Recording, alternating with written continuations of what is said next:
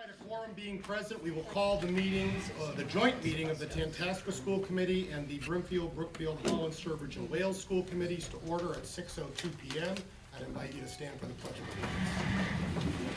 Allegiance. I pledge allegiance to the flag of the United States of America and to the republic for which it stands, one nation, under God, indivisible, with liberty and justice for all. I know we have some new members since our last meeting in June, and so I'd like to just quickly go around the table and just introduce one another. I'm Mike Valenzola. I chair the Tantasqua School Committee, and I'm from Wales.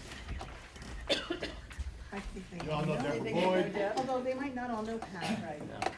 I'm Pat Gauthier. I take the minutes. I've been doing it forever. Here I am. Sheila Noyes-Miller, Brimfield, Tantasqua. Bill Haggerty, Sturbridge, Tantasqua. Laura Alden, Holland, Tantasqua. Candace Green, Holland, Tantasqua. Amanda Jopis, Holland. Billy Gillen, Holland, Tantasqua. Megan Panic, Sturbridge, Tantasqua. Ed Boyce, Wales School Committee. Christine Randall, Wales and Tantasqua. Carolyn Bainey, Wales.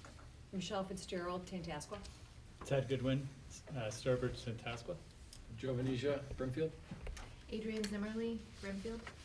John Fabrizio, Brimfield. Eric Jager, Brimfield. Jennifer Polsnack, Customs, Brimfield, Tantasqua. Jackie Cakley, Sturbridge. Karen Koval, Sturbridge, Tantasqua.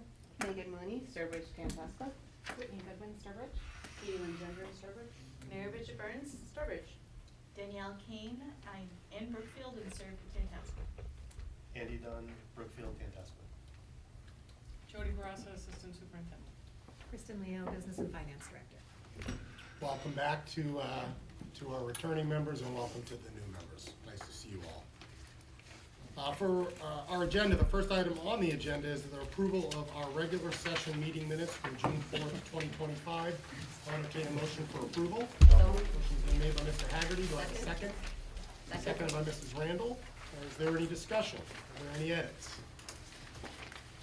All right, seeing none, the chair will call a vote.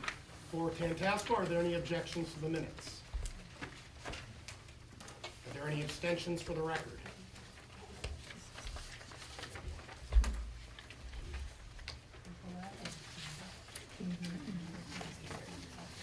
We'll have to call a vote then for Tantasqua. Those in favor will say aye. Aye. Opposed, nay. And we have the abstentions recorded. All right, for the elementary school committees. Those in favor will say aye. Aye. Opposed, nay. Are there abstentions? If you weren't here at the meeting, you abstain, just so that's clear. All three. Joe, Adrian, and John. You got that? Twice. Say it again. Brimfield, Joe, Adrian, and John. All the- Brimfield. All right, the motion carries.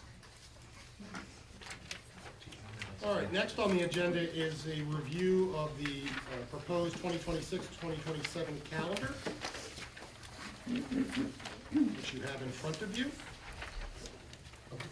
I'll first get a motion on the table. Is there a motion to approve the calendar as presented? So moved. Motion's been made by Mr. Boyce. Is there a second? Second. Seconded by Mrs. Panic. Any discussion? Can I just chat on a couple things? Sure. Okay. Different this year, so that we all know what I'm proposing, is having a full day of classes on Good Friday, which is typically a day that we have not. Before we even get there, notice the summer will be longer. So those of you with parents, by the end of the summer, you will be begging us to take them back. There's an extra week because Labor Day is as late as it possibly can be, so we don't come back until August 31st.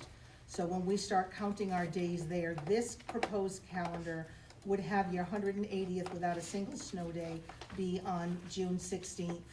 We legally have to propose a calendar that includes, or at least covers, the ability to have 5 snow days or weather days and is done by June 30th. So with this proposed calendar, if we had the need for all 5, we'd end up on June 24th. which is pushing pretty far into June. Hence, one of my reasons to say we need to put the Good Friday on as a school day. Attached here is my proposal for a protocol that I would, I'm looking for support, but, want to explain.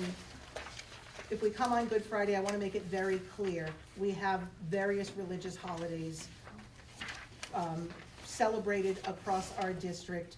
There's some key ones that have enough population that could impact teaching and learning if they all took them off, and we wanna recognize the big ones we have off, the bigger during our holiday breaks. But there are others here that we don't close because it's not the majority of our population that are representing or are celebrating. But I want to send out a clear message that any students who celebrate and recognize some of these key religious holidays are not going to be penalized by having either events scheduled on that day, such as school dances, or have major tests or even homework around them. And the only way to do that is to say any of these key holidays. So I would say the category 2 are the ones that I am saying on those days, we're gonna ask staff not to have tests on those days and not to be giving homework on the night before and putting folks who recognize and observe those holidays, stressing out. Staff have the ability to take any religious holiday off as a personal day. That won't change. I think that's it. Questions? Mr. Boyce? But it's still marked a day off, you know, and the It's reason an I ask is we're getting stricter as we should, Yep. Yep. Yep. And I just, Yep. It will be considered, as long as the student certainly lets, or the parents let the Yeah. administration know their absence is to observe the holiday, it will be considered an excused day off. Excused absences are not counted towards all of the triggers that send out the nasty grams. Make sense? Okay. All right, with that, we have a motion on the table to approve the calendar as presented for Tantasqua. Are there any objections? I have a question. Go ahead. Okay, on the calendar, on the list on the right, it just looks like the dates for April are off a little for the vacation and Patriots Day. Just compared to the calendar itself. Compared to the calendar itself, correct. Okay. So it should be the Okay, 19th, yeah, no, 23rd. yeah, and yeah, it is the 19th, 23rd, I think those might be last year's. Okay, yep, thank you. You had a question? Yeah, I was just wondering about Juneteenth is it an observed day on the 18th? Juneteenth falls on a Saturday, Yeah, so is it, since it's a federal holiday, we'd have to observe it on the 18th, on the Friday. If it's a Saturday, we have to observe it on the Friday, if it's a Sunday, we have to observe it on the Monday. Okay. Same thing as federal, it's pretty much the same rules as, Veterans Day, that sometimes falls on a weekend and we're off on the Friday or the Monday. No, correct. Megan? Why are there 2 professional development days in March? One The 4th is, and 25th. so they're half-day professional development days, we did that this year. This year was the first year that we got an additional half PD day. And this is about the time that the current year calendar will have 2 in March, and we're looking to continue that.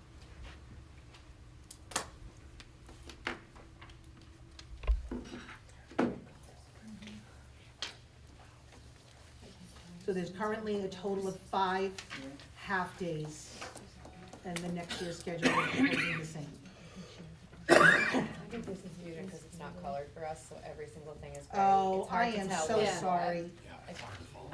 I It didn't even really is. realize that. I am so sorry. Yeah, so the 2 marches are half-days. The only full days, and all of you have All of your contracts are the same, which are 183 work days for teachers.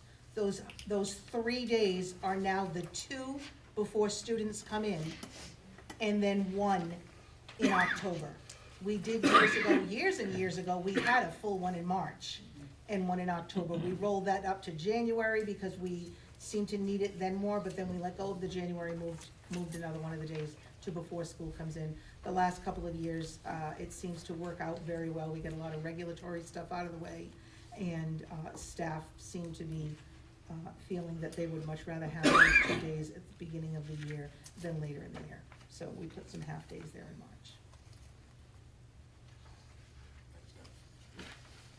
For Tantasqua, any objections? Seeing none by unanimous consent, the Tantasqua committee approves. For our elementary school committees, any objections? Hearing none by unanimous consent, also approved. The motion carries. Thank you.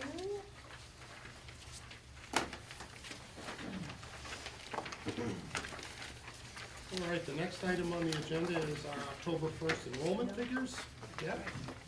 So that's just in here really as an FYI, although it does segue into the central office budget.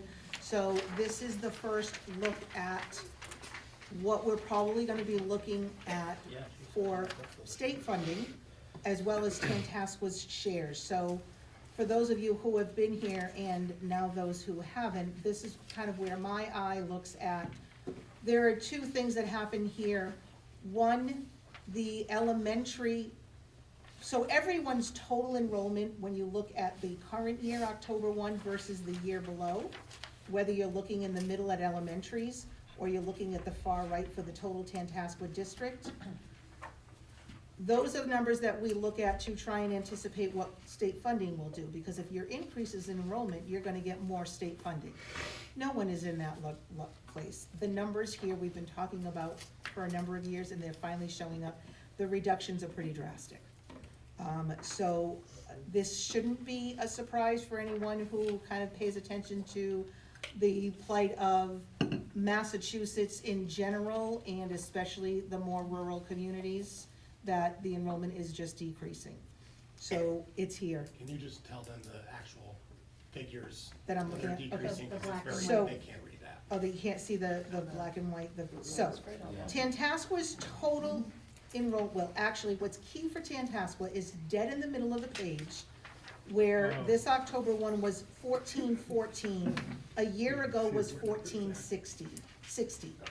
That is not the total enrollment in the 2 buildings, that is the total of your 5 home residential towns, because that's all you get chapter 70 money based on, is your residential towns. So Tantasqua's state funding is not looking like it's gonna go up, because the enrollment went from 1460 to 1414. For the elementaries, we're looking down where Brimfield's October 1 was 259. That is down from last year's 265. Yeah. So no one can see the 265? We Okay. kinda can. Okay, so when I go all the way to the right, you also, this has a lot going on that you can spend a lot of times if you're a numbers lover, because it also shows school choice for those districts that have school choice. For us, I look at what are the total number of students that central office, which is why you're getting it now, how many students are central office completely across our district supporting? When you chop us up, as you're going to in the budget, this year, grand total for all 6 districts was 3362 versus 3498 last year. So that's a lot of good-sized class that graduated and what's coming in at kindergarten and first. We've seen this for a while. The other thing I look at is in the middle of the page, so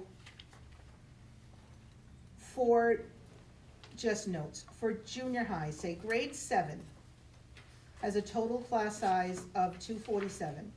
I don't know if you can see that. 29 of that is school choice.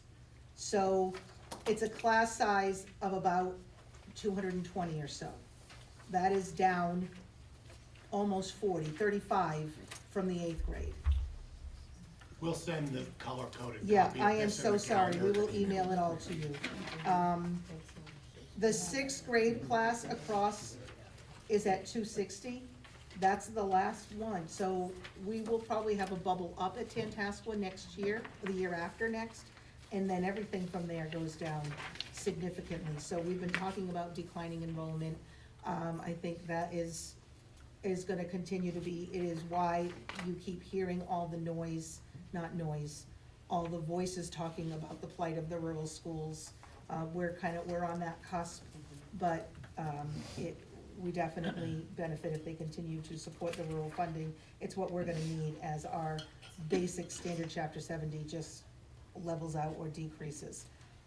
When I look, the other things, when I'm looking at this is I say, come budget time, which towns are gonna be struggling the most and have any kind of increases.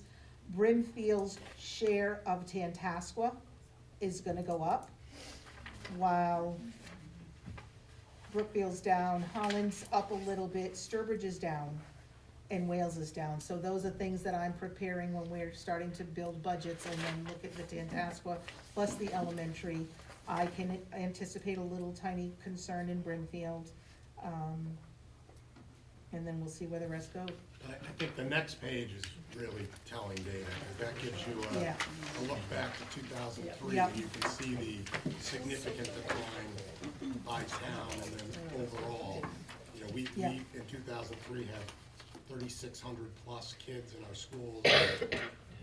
As of October 1st, we're under 3,000, 2,982, so that's, gives you a pretty. Yep. Some of your districts have been filling some of that decline with school choice. But even those districts that have, we're seeing the decline. And, just out of, Go ahead. just out of curiosity, I was looking at all of these at the same time here. School choice that was not listed on the. No, this is just your residential enrollment. Just residential. Because as you can see here, this is what Yeah. goes into the formula for chapter 70, and as Debbie Yeah. said, we don't get credit for school choice in chapter 70. Oh, gotcha. Yeah.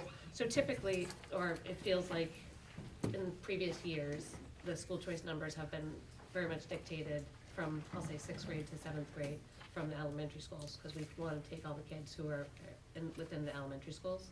So if there's 49 kids who are school choice into Brookfield, Holland, and Wales. Yeah, that's not, we actually haven't done that. Okay. We look at what the residential class size is, and then how many are we comfortable taking in? So it isn't a factor of what's in the elementaries, because they're separate districts. So when we pick the number, we don't look at how many are in those other ones. We've been very fortunate in most cases to vote a number that has gotten most of those in. But the law actually requires now that it's a full lottery. Last year, we didn't need to. You voted a number, we had class sizes because of declining residential that could handle every school choice applicant. The year before, we had school choice applicants about 4 or 5 more than we voted slots for, we being Tantasqua in that case, wearing my spinning hat. And of those, there were a couple of students from one of the elementary districts that was on the waiting list. But that's only if they've been school choice in those districts for less than 3 years. Once No. they've been in there. We had a policy that allowed that. Yeah. 3 or 4 years ago, the state told us we can't do that. Right.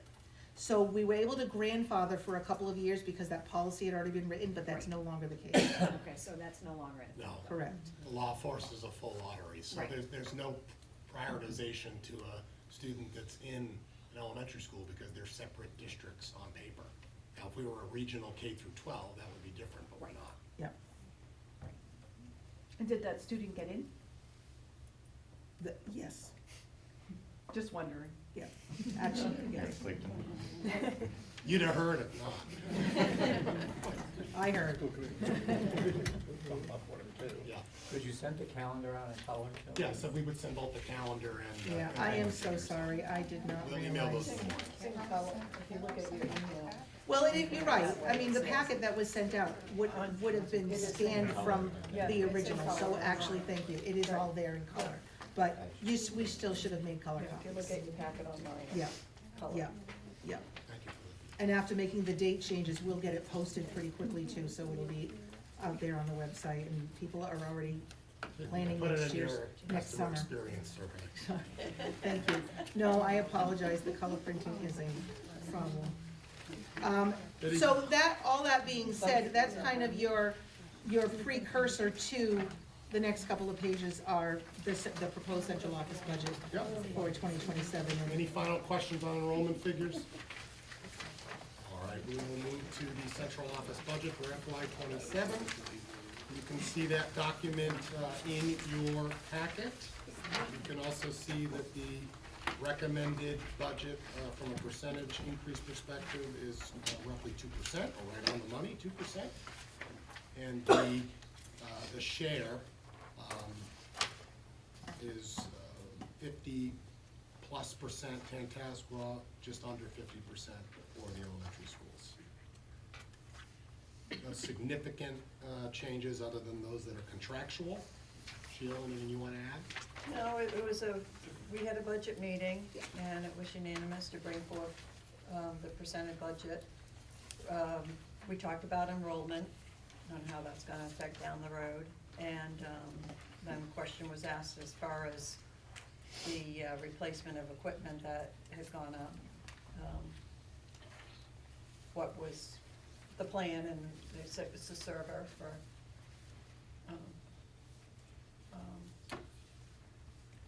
security. Is that the word I want? What do I want? A firewall. Firewall! I want the firewall! Technology, Took me Thank just a you. second, I'm sorry. the bane of our existence. No, it wasn't fireball, it was firewall. We didn't have any firewall there. And that was a recommendation in the budget subcommittee, so Yes. we'll bring that to the floor. It doesn't require a second. Is there discussion or questions on the budget? Yes? Could you describe what the travel budget is for? Yeah, that is all of the administrators, as well as the shared technologists and their travel allowances, which covers all of their travel mileage. 25,000? Yep. Yeah. 6 districts, because we represent them all, so when we're going to every building, or, I mean, it's not just, it includes conferences, but also the travel of going amongst all of our buildings. Anytime they get in the car and go to a different building, we are reimbursing them for their mileage by law. Whether we agree with it or not. Yeah, I could try for that little.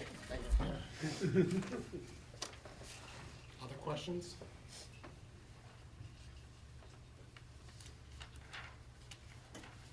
All right. For Tantasqua, are there any objections? Hearing none, by unanimous consent, the motion carries for Tantasqua. For elementary school committees, are there any objections? Hearing none, by unanimous consent, the motion carries for the elementary schools. And, you know, we can run the report so you can see the detail. Well, some of the travel allowance are in some cases contractual monthly stipends. Correct. So that's also funding those contractual stipends as well as mileage reimbursements and then conferences. All right. January retreat, hopefully you all have that date on your calendar. Ken, pulling it up. January 24th, I believe here, we'll be here because then, so 9 to 12 here for everyone, and then 12 after. Tantasqua has a budget I'm subcommittee. sure all Tantasqua will want Yeah. to stay for that. Anyone is welcome to stay for that one. Everyone's welcome. We love an audience. We usually have one finance committee member from Holland. Right, yeah. We used to have Sturbridge. Occasionally, yeah. Yep. Larry. Larry, Yep. yep. And that morning, right now, looks like, an old friend to some of you, our former committee member parliamentarian, Dr. Gilmeister, will come and, do a little bit of a presentation on parliamentary rules. There's been enough turnover since he left. He is quite learned in that area, so he's gonna present, and then we're gonna have our kids, I believe it's the YPAR group that's gonna present. Thank you to Mr. Haggerty for securing our guest speaker. All right. Next and final item on the agenda, hard to believe, but it is that time again for the superintendent's contract renegotiation. And so requesting a vote, first a motion to authorize the chair to begin preliminary contract discussions and negotiations with the superintendent. So moved. Motion been made by Second. Mrs. Alvin, seconded by Mrs. Randall. For Tantasqua, are there any objections? Hearing none, by unanimous consent, the motion carries. For the elementary schools, are there any objections? Hearing none, by unanimous consent, the motion carries. And that brings us to adjournment. Oh, is there- For motion to adjourn. Thank you, Mr. Boyce. Is there a second? Second. Seconded by Mr. Haggerty. All those in favor of the motion for Tantasqua will say aye. Aye. Opposed? For the union? All those in favor will say aye. You guys gotta be a little louder than that. All right, motion carries. Thank you very much. Thank you all for coming out. Those, A little chilly. well, chilly, and I do appreciate those that come out for the recap our meetings that aren't necessarily in their backyard when they're. See you in January. Tantasqua, we will begin in 2 minutes. Call the meeting to order at 6:33 PM for the Tantasqua School Committee. Please stand for the Pledge of Allegiance. I pledge allegiance to the flag of the United States of America and to the republic for which it stands, one nation, under God, indivisible, with liberty and justice for all. I have been slacking. I should have written them. Sorry. We need to give the principals a place to All right, sit. first item on the agenda is approval of the October 21st regular session meeting minutes. Is there a motion to approve? Motion been made by Mrs. Noyes Miller, seconded by Mr. Dunn. Any discussion or edits? What'd you say? Seeing none, the chair will call That for a was vote. very well done. Motion will say aye. Thank you. Here you go, my friend. Abstentions for the record?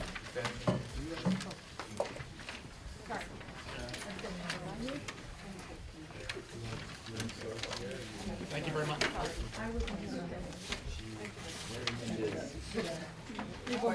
Jan, are you abstaining too? I don't think I was here. You were not here. It says that. The one time I'm not, and I just wanted to- Don't worry, a lot of us.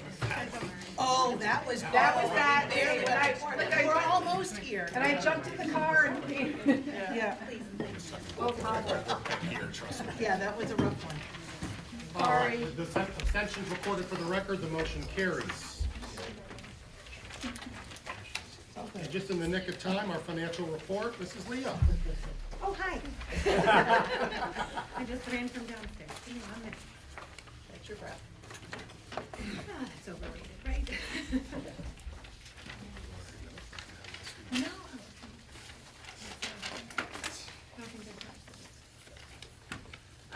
So your reports this month do reflect those budget transfers that were voted last month, as well as just sort of keeping in line with the previous months. Our spending and receipts is pretty much in line with prior years.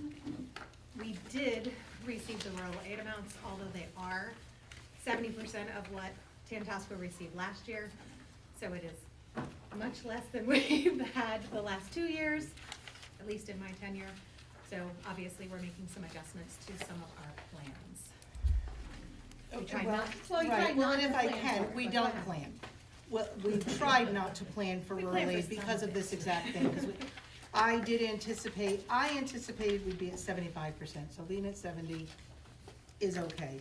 And if you'll remember, while we try not to spend for the last couple of years, we have planned on a couple of salaries. And last month or the month before, you all voted up to, I think it was $70,000 to deal with the sewage pumping situation. So a little more than half of this year's funds have already been earmarked, encumbered, or spent. So over the next month or two, we'll look at what we might want to do. I really try not to make any plans on rural aid until we get through the winter, because things come up.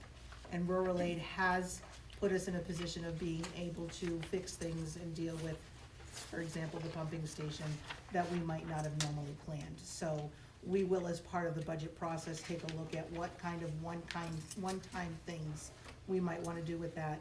Unfortunately, still not knowing if rural aid is gonna continue year after year, and until it's addressed and put permanently in that funding formula, and we know in January, we just don't have the comfort level of planning and to spend a large amount, so we'll keep you posted on that, but those numbers did just come up.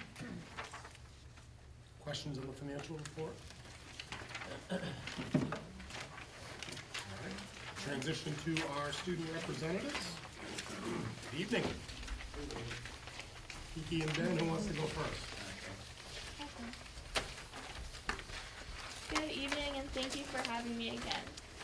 To start off, all freshmen are still in their exploratories on their 4th rotations, and there are 6 more to go before shop selection begins. In hospitality, sophomores are working on OSHA 10 certifications with culinary. They are beginning to study culinary-specific hazards and will be applying it to the classroom and shop through the practice of collaborative breakfast services at the Cornerstone Cafe. Juniors and seniors are continuing to practice service at the Cornerstone Cafe, serving meals to the staff and surrounding community. Juniors just completed a unit about hotel and services, and seniors just completed a unit on the business aspects of hospitality management. In carpentry, sophomores are currently finishing the bench and sign projects for the Sturbridge Trail System, which require them to accurately lay out all the required parts to specific dimensions. The junior carpentry class is currently working on their deck project. They are practicing controlled demolition and repair/correction to the existing deck frame. The repairs they are making, along with the new framing, will ensure that the deck meets the current code requirements.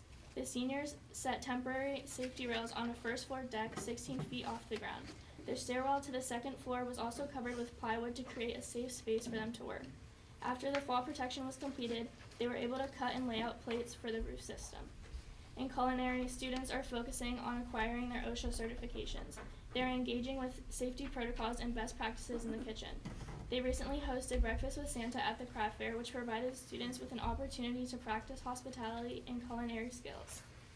In IT, sophomores are still working to earn their CompTIA and OSHA certifications. Juniors are working to earn their CompTIA certifications, and students are learning about wireless security concepts and online threats. They will soon start working on a project on how to navigate the internet safely, which they will present to the elementary schools. Seniors are 1 module away from completing the CompTIA Network Plus course. They will begin studying for their certification exams to take place before winter break. A few students went to the Sturbridge Senior Center, where they provided technical support such as email management, social media education, cell phone support, and password recovery and scam avoidance. In electrical, seniors added more lights to a house in Holland and are replacing the outside lights at Wills Elementary. At a home in Brimfield, the group added a 30-amp electric vehicle charger and upgraded a portable generator. At a home in Sturbridge, they fixed an old wheelchair lift that had not been used in over 12 years. Around the high school, they are installing power and data lines for new cameras at the football field and in the field house. They also repaired mixers for the kitchen. Juniors are revisiting how to make wiring diagrams and how to mount materials in the shop efficiently, and sophomores have begun working on the introduction to the classroom diagrams and hands-on in the shop. In CAD, the sophomore class has been advancing through curriculum by creating drawings and applying precise dimensions. Students are also mastering the use of bubble diagrams for space planning. The junior class just completed a hotel design project. The objectives of this project were to strengthen students' sketching, space planning, research, and critical thinking skills. Using their own property lines, floor plans, seniors designed, created, and 3D printed a mini-scale model of their own homes. One of the senior students created the Warrior Hall of Fame induction tickets, and one of the sophomore students' design was selected by the community for the 2025 Brookfield Apple Country Fair t-shirt logo. In business tech, sophomores are working toward their OSHA certifications, juniors are learning introductory knowledge in accounting, and seniors are exploring the fundamentals of project management. Throughout October, the senior class also assisted in preparing the Tantasqua Holiday Craft Fair held on November 8th. Preparation for the Design and Print Center is now underway. One of the business tech rooms has been designated as a teaching and production space to house all of the equipment that will support this exciting new addition to the program. In machine shop, sophomores have started working on OSHA, while juniors are starting to work on MacWick certifications as well as SolidWorks. Seniors are working on feet for Cornerstone Cafe's tables, updating safety labels, and working on receiving MasterCam certifications. And finally, in health careers, sophomores are finishing up Unit 7 communication skills. They completed activities that demonstrated the use of both verbal and nonverbal communication. They also practiced skills labs pertaining to the barriers of communication in healthcare, such as visual deficits, hearing deficits, aphasia, language barriers, and disorientation. Juniors are working on the blood pressure unit. They're beginning to piece together all of the vital signs and are continuing to practice in the skills labs.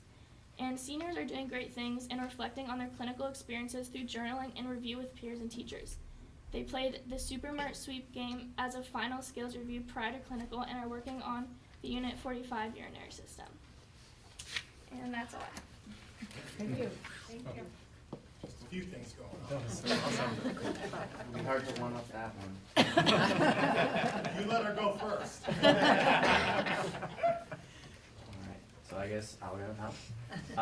As the first quarter of our school year neared its close, student council made sure it was working very hard to ensure that we could accomplish as much as possible. During the month of October, student council held several of their biggest events of the school year.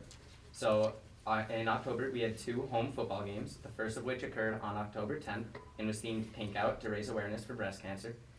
During the 2 weeks leading up to the game, our Cancer Kids First Club worked with our student council to hold awareness spirit days. We called those on Wednesdays We Wear Pink. We also raised money by selling pink ribbons during lunches. We asked students for a minimum donation of $1, and with each donation we handed out one of those ribbons that Cancer Kids First Club had made. At the arrival of this Pink Out football game, student council worked to sell pink lemonade during the game and used the lemonade profits along with student admissions to the game and tips from our snack shack to raise money as well. And through all of these events, a total of $1,828.15 was raised and was donated to Positively for Pink, a Central Mass-based organization aimed at bringing awareness to breast cancer. So they actually came into the school, I believe it was last Monday, to pick up their check. We gave them the actual check and then made like one of those fake big ones for them on poster board as well. They were very grateful for our donation, and we took a picture with them as well. So later in the month, our student council worked very hard to plan our homecoming week.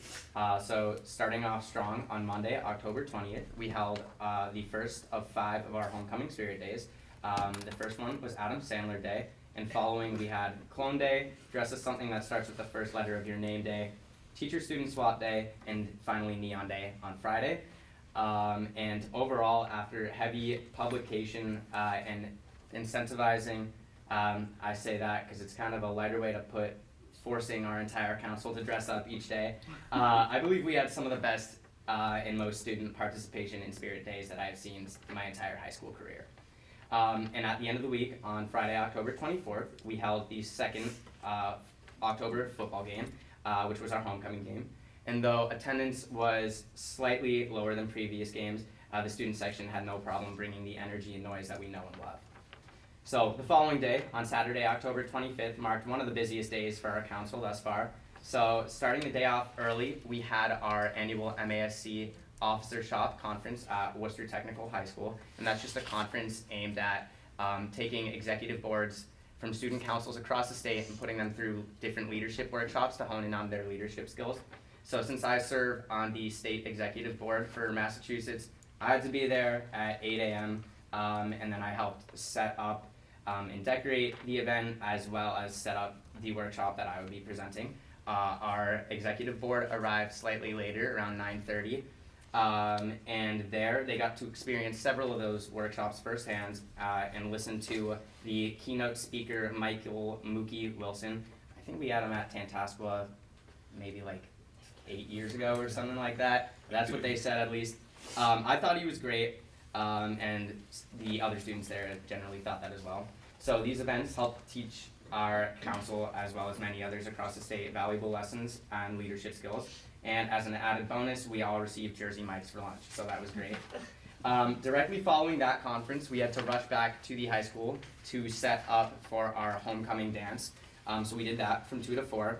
And then later in the evening, we held the dance itself, and that was from 7 to 9 in the field house. We brought in around 750 attendees, which is slightly lower than past years. We were trying to kind of brainstorm why we thought that was, and we kind of attributed it to the number of attendees kind of peaked after COVID, and then it started to level off.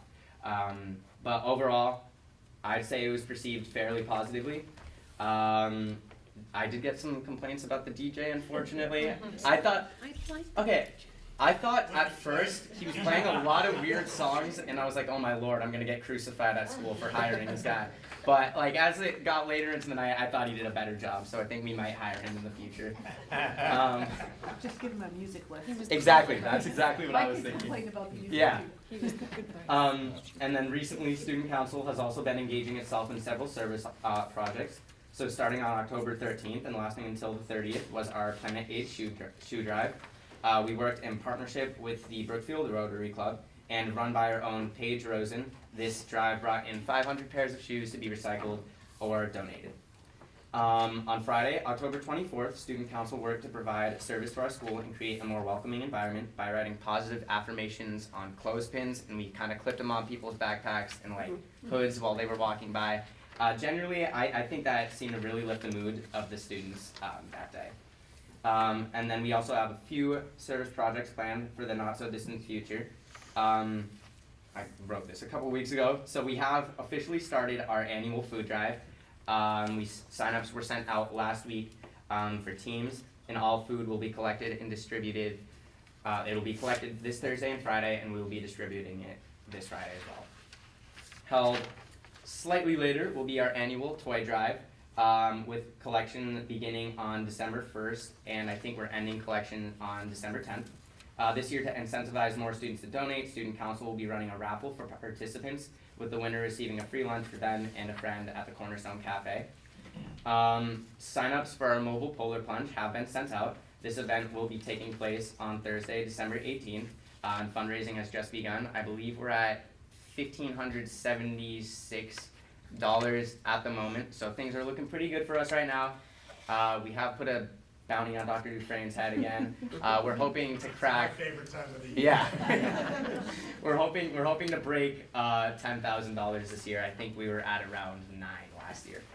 And then finally, there are a couple of miscellaneous activities that Student Council has been engaging in and will be engaging in the near future. So last week, on Wednesday, November 12th, Student Council went to Grafton High School and attended their annual CDMASC Fall Conference. I believe we brought 47 delegates ranging across all 4 grades. And feedback seemed to be generally positive. People seem to learn a lot from it. We will be debriefing after our full board meeting, which is going on right now. I gotta run back there after this. But it seemed to be generally positive and people seem to have a great time. On Tuesday, November 25th, which will be next week, senior class will be running their annual senior variety show in the auditorium. So I believe we're opening doors at 6:30 and the event itself will be starting at 7. This year it is pretty much set in stone that we will be running it. I know last year we didn't have enough acts, but we're getting a pretty good turnout. I worked on incentivizing our class to sign up for it. But yeah, admissions will be $5 and we hope to have a great turnout. And then the following day, on Wednesday, November 26th, Student Council will be running the annual pep rally. And at the moment, we have a running list of games, a pretty set in stone schedule, and they're kind of walking through everything that they will be doing at that pep rally at our meeting right now. So I have pretty high hopes for the event. And other than that, I didn't have too much else to report upon. And remind folks where they send a donation for Dr. Dufresne's bounty. I can have them send it out to the district. Or the school committee team could also participate in the polar plunge. We don't discriminate, and we would love to have you all. Yeah. Whoever he does it, I'll do it. Make it old, man. I just have a question. Joe's gonna do it. No, I have a question. With regard to the toy drive, if members of the public want to donate, can they do that directly at the school, or should they do so through a student? So we can put something out that they can donate to the school, we can put a box out in front if you Yeah, want. that hasn't been a question we've gotten before, but I think it would be a good idea. I can bring it up to our council so we could try to extend that to the whole You committee. guys wanna do it, I can put it in the weekly next. What does the bounty need to get to for documentary? I don't know. I mean, he said that. I haven't heard anything yet. 1 million. Pennies. We might have to move some OPEB money. I think we are planning on potentially tying him for our pep rally next week. I know we set 2,000 for our fundraising goal for that, so we might be doing that. I like Apple Such this year. abuse. Yeah. Okay. Yeah. No, last I'll put in a message for you. Thanks, buddy. Ben, I just wanted to let you know that several parents mentioned to me that the homecoming dance this year, that their students reported that the homecoming dance was really fun this year. Okay, And thank for what you. it's worth, several people said that they liked the music, so I don't know. Okay.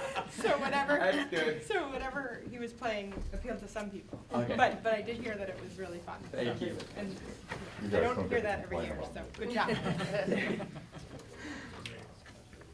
Thank you both, great updates. Maybe we should do a spirit day for the school committee next week. Ugly sweater meeting. All right, thank you both. Questions for us? I'll let you get back to your other meetings. Thanks for coming. Thank you. Thank you. All right, Mr. Sturgis. I just don't think it's fair I have to go after That's a this. tough act. I think this is out of order. You got to start sweet talking Carol. She always puts you first. Here's the thing, if, I just need to remind our team, the students used to be after the principals, remember? Yep. But the principals would do their report, and then the students often had something and they couldn't pivot, they had their report even if it was repeating what their principals just said. Yeah, I don't know So what they're gonna add. you guys have Not a lot. agreed to I this, was so just thinking that. they get the spotlight, you, It means your report's gonna be shorter. Yeah. there you go. So I guess at the junior high, you're gonna have a robust December report because everything is happening this week. And so, we have a lot going on this week, so it'll be in December, you'll learn all about it. But actually, coming up to this, we did have one fun thing that was new this year. We had a staff pumpkin carving contest. It was a fundraiser among staff to help a family who has a student of our own that's going through a tough time. And so we had 25 staff who really did some crazy designs. And then, but then we had the students blindly vote on the winning pumpkin, so involved all the kids as well. They weren't part of the fundraiser. They just got to vote at lunchtime.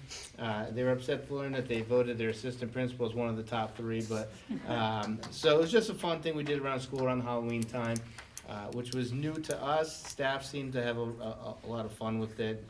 Shifting to the kids, the Student Leadership Conference, we sent a bunch of student council kids out to it was AIC College, but through NELMS, to go out to a leadership conference. They came back immediately, jumped right into by creating, should have put a flyer in it for it, but I didn't have it before the report was due, about a bingo night for families on a Saturday in December. They did it last year, but they've took last year's feedback and kind of ramped it up a little bit for like face painting and things for kids. So, and I think it's also through Colleen DeBari is helping Jess Stalker and our student go out with that as well. We changed things this year. If you've noticed in the first report, we didn't have students of the month. We shifted to students of the quarter, and we tried to ramp up the reward a little bit versus what it used to be. We used to just kind of give them a certificate in the cafeteria. They took a nice picture in the hallway, but this year, we're trying to figure out ways to reward students better. And so we put more significance on students of the quarter. We attached a character trait to why they won it. It's not all academics based. It's combination of good citizenship and academics, and some kids are just hard workers and don't always get recognized. So then we threw them a breakfast. We had a breakfast from the morning. We gave them their certificates, and we let them know the day ahead of time so they knew they had to come to school that day. And then after that, we've had our peer leaders training. It's become a yearly thing. That's the group that led PD last year from with the high school students as well. They're going to be completing their second day of training, I believe, this Thursday. We're currently in the middle of the Spirit Week, so if you were around school today, it was Pajama Day.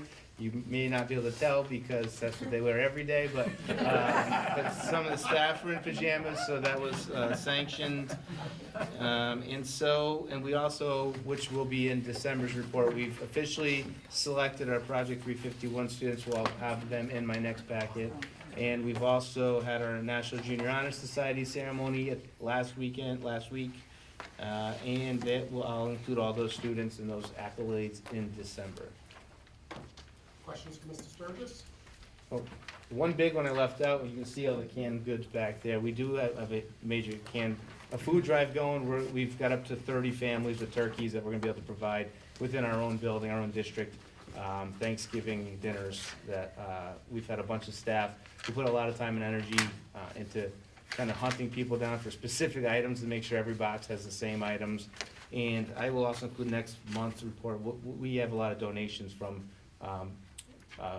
businesses within our community that they always support us, so it's nice to see. And so we are going to be able to support, and that also includes some Christmas or holiday baskets for those families in the winter break as well. Thank you, Mrs. Sturgis. All right, giving her inaugural report for the tech division, Mrs. Lovato, good evening. Thank you, good evening, and thank you all for allowing me to be here tonight. My name is Jamie Robato. I was formerly the assistant principal at the high school, and now I am currently in the role of assistant principal / interim tech director. So it's been exciting. So it's definitely a learning curve. Kiki did a fantastic job. We have the same report. So instead of boring you, I'll just give you a couple different highlights. We also have a student of the quarter. It's pretty fantastic. We actually had probably our highest number of students recognized during our STQ the other day. We had over 90 students that were recognized. Those students are recognized not just for academic performance or technical performance, but just, again, being a good citizen, maybe acknowledge that they've significantly improved in their behavior from, let's say, freshman year to sophomore year. It's sometimes the only recognition that a student might receive that's positive in their high school career. So we take a lot of pride in our student of the quarter. The craft fair was a great success. There were a number of we had an increase in 100 vendors, I believe, this year due to the business technology teacher had created a separate space within the field house. So that number increased our charitable contributions, essentially. So the Skills USA organization, that fund is doing quite well from the craft fair. We have some changes we would like to make for next year. We would like to get the whole school involved a little bit more. Student council is represented there. We were thinking of maybe having show choir come or chorus, and maybe just having some holiday music, but making it a little bit more inclusive for all school to participate. So STUCO was there, and NHS did participate as well. Tomorrow night we have the tech night, so I will be presenting at 6 p.m. to our families that their students are interested. During the day tomorrow, the 8th graders are coming over for tech tours, so we are excited for that. And then I will be doing a little bit of work with Jody regarding the admissions policy and making some updates there. And the application has most recently been updated. You can find that updated with more accurate information on the website. And I think that's probably it. Questions, Mr. Lovato? Thank you. Dr. Dufresne. Thank you. I won't trample on Ben's items either. I will move through this fairly quickly because I do have the NEASC. Just to give you the update on our NEASC, we received our NEASC report, so I'll talk about that briefly at the end. Our highlight of the month was social studies. We have a very active social studies department. The English department, social studies department worked on our last PD day, working on common approach to writing and some formative benchmark assessments so that we can use that data to drive instruction. We held our mock constitutional convention last week. Mr. Metz took his Warren Revs class to the Freedom Trail, and luckily he got some decent weather. We, in our history, our history department chair is one of the co-advisors to the National Honor Society. We had over 60 new National Honor Society members at our induction ceremony, which is always one of my favorite events of the year. Jake Trevelyan, we started a Model UN club. He brought the students to about 10 to 15 members off to their first Model UN conference at St. John's High School. And when they came back, they had already signed up for 2 more on the bus on the way home. They really enjoyed it. Mr. Trevelyan does a great job.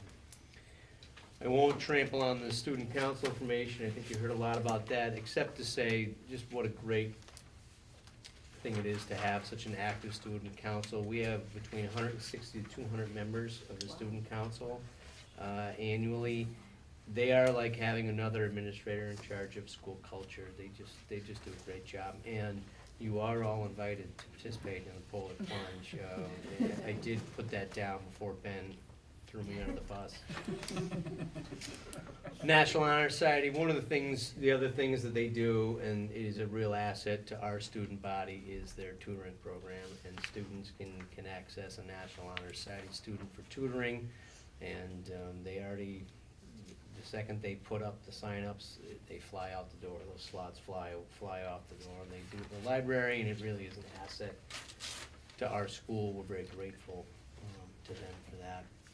Our fall athletics season is wrapping up mostly. I believe the only thing we have left is football on Thanksgiving Day.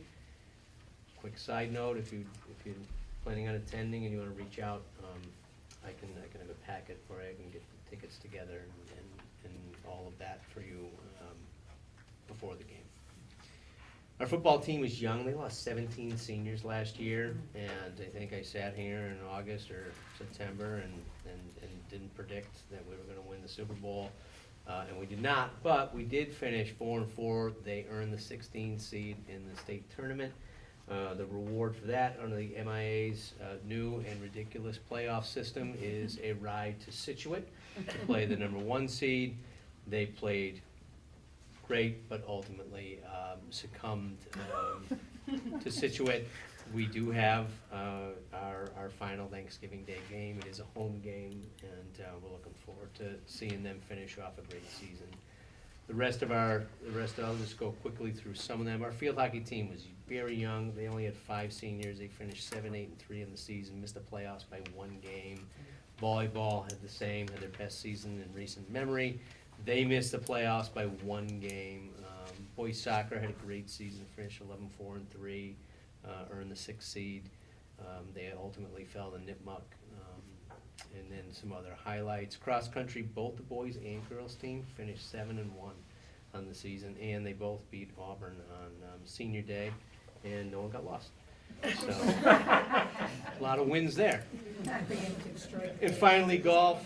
Golf had another amazing year. They finished 14-6. They qualified for the state tournament, placed 5th in the state, and for the first time in recent memory, we had an individual winner of the state tournament. Sam Bazinski finished 1st and won the Division II state championship, so we're really proud of them and Mr. Berthium and our student athletes. Great job. For those of you who enjoy reading long reports, the NEAS report came in. I have read through it, and aside from some demographic information I think is incorrect, I think the report is well done. It is a public document. For those of you who don't like reading through long reports, but just want to know like what's on the last page, what's in the last chapter, on page 12 you'll find the foundational element ratings. We had to rate ourselves, and then that team comes in, team of teachers and administrators, and they create their own ratings. Print it out. It's a 45-page document. Yep. It shows not to print out.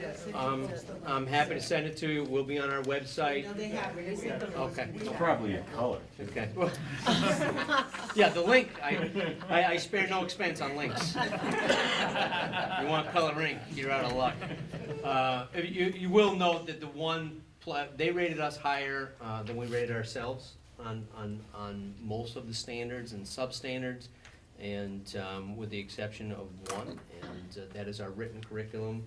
And we have a written curriculum, you can see it, it is not in the format that they would like, and so I may be comfortable with 97 on the test because the way that the curriculum is written works for our faculty.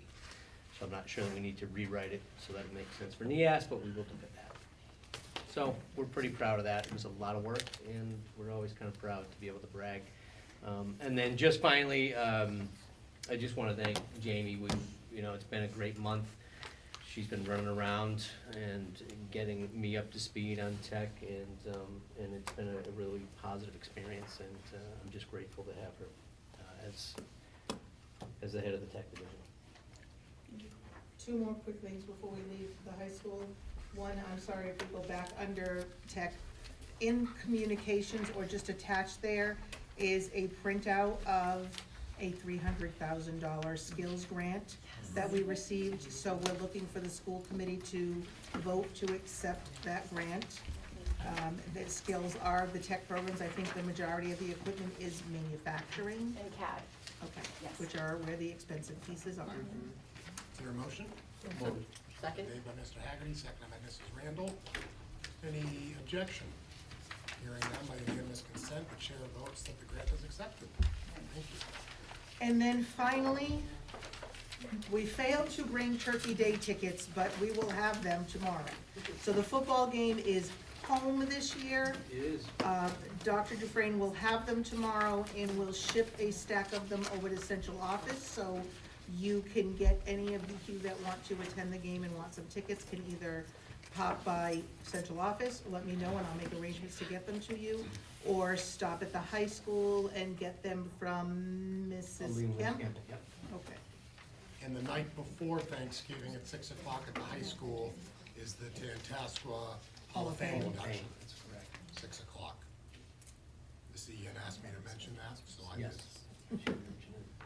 And Pete, I will say, I was thrilled to bump into you giving the tour to the class of 1975 at the football game that day, so that was a great group of folks. It was neat. Someone from the class 75 emailed me, and they wanted a Saturday tour, which was not going to happen because the building was rented. So I said, well, you could come just before the game, and then you can come down to the game.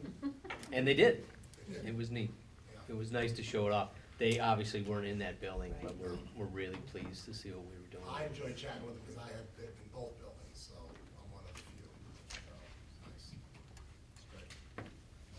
All right, we'll move to committee reports. Mrs. Noyes-Miller? Sorry, I already gave the report at the joint meeting. As you know, we brought the budget forth, and we have our meeting the end of January, the 24th. 24th, Right after Saturday the- afternoon. It might go We're the all welcome. 25th. Yeah. All right, thank you, Mrs. Noyes-Miller. Technical. No meeting, no report. I do need to reach out to Mrs. Urbano and Dr. Dufresne to schedule a meeting for us to get together for the first time. Curriculum. No meeting. Come back to you, Michelle. Negotiations, No meeting, no report? building and physical plant. No meeting, no report. All right, Michelle, bylaw and policy. Okay, we have two policies before you on second reading, IKF, IKFE.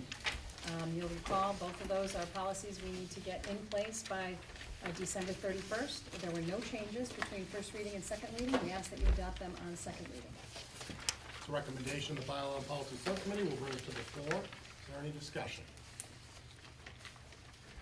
Are there any objections?